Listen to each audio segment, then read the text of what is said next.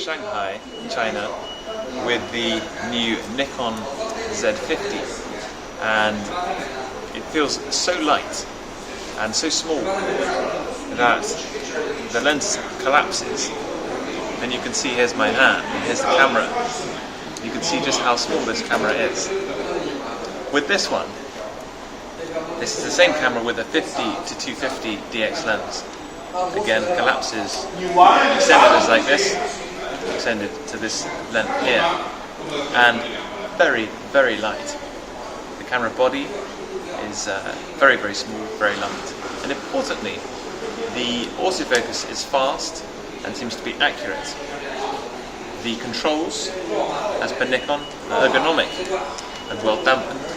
You have the shutter speed or aperture, and again the shutter speed or aperture depending on how you set them, and the ISO easily within reach. And then the recording of movies and the exposure compensation. The ergonomics on this camera are much better from my perspective than the Sony's, and the viewfinder is also better too, even though it's a DX camera. You have the full-size 3.5mm microphone connection, although no headphone connection for monitoring. You have USB, it's USB 3, not USB-C, and you have a mini HDMI.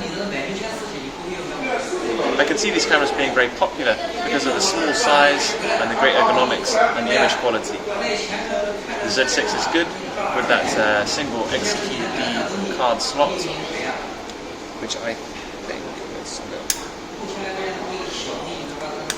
shared with this camera here.